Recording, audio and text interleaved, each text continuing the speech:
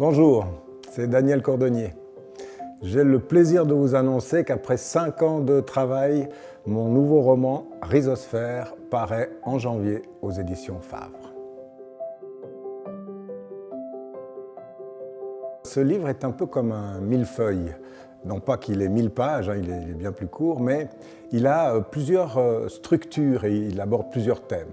Le premier thème, c'est celui de l'amitié. L'amitié entre deux hommes, Denis, qui est cuisinier, et Jérôme, qui est professeur de philosophie. Donc on va suivre cette amitié tout au long du roman, depuis leur enfance.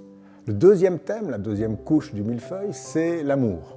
Parce que si Jérôme s'est marié très vite, a fondé une famille, Denis, lui, a mis longtemps pour trouver le grand amour. Il le trouve, mais au moment où il le trouve, il se trouve confronté à un certain nombre de problèmes. Et son ami va essayer de l'aider. Et puis la troisième couche de ce millefeuille, c'est en fait les valeurs de la vie, on pourrait le dire comme ça. Denis, lui, croit qu'on est sur Terre pour jouir et faire jouir. Il croit au plaisir comme valeur fondamentale. C'est pour ça qu'il est devenu cuisinier, pour apporter du plaisir à ses convives.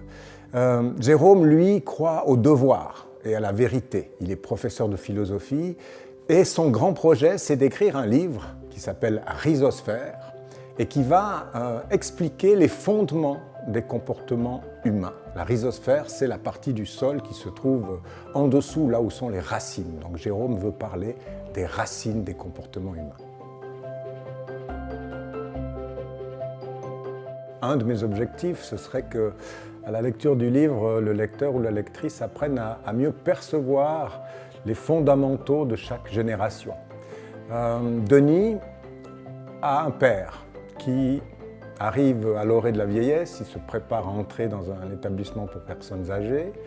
Et il a aussi une filleule qui est la fille de son ami Jérôme, Mathilde, et qui, elle, à la fin du livre, a à peu près 20 ans. Et donc, à travers ces deux personnages, Denis va se trouver confronté à l'univers des anciens, on va dire, et à l'univers de cette nouvelle génération qui se préoccupe de l'avenir de la planète, qui se préoccupe de justice, d'égalité, de lutte contre les discriminations.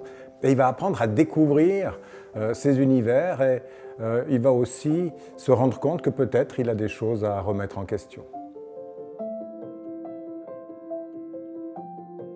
Alors, en tant que psychologue, je me suis beaucoup intéressé au phénomène de l'intimité. Qu'est-ce qui fait que deux personnes inconnues se rapprochent jusqu'à devenir intimes et parfois perdent cette intimité? Quel est le processus qui se cache là-dessous? Et dans le livre, il est mis en scène par le journal intime justement de cette jeune femme que Denis rencontre, qui s'appelle Karine. Et elle écrit en fait leurs ébats sexuels, parce que pour elle, l'intimité, c'est ce moment où on est nus l'un avec l'autre, et elle cherche à comprendre ce qui se passe dans ce moment-là. Alors que Denis, lui, pour lui, l'intimité la plus forte, c'est l'intimité de l'âme. Donc il se pose des questions, après avoir fait l'amour avec cette femme, est-ce qu'il a réussi à trouver le chemin vers son âme? Et donc à travers ces éléments-là, j'aimerais amener les lectrices et les lecteurs à réfléchir à leur propre intimité, à leur rapport avec eux-mêmes et avec les autres.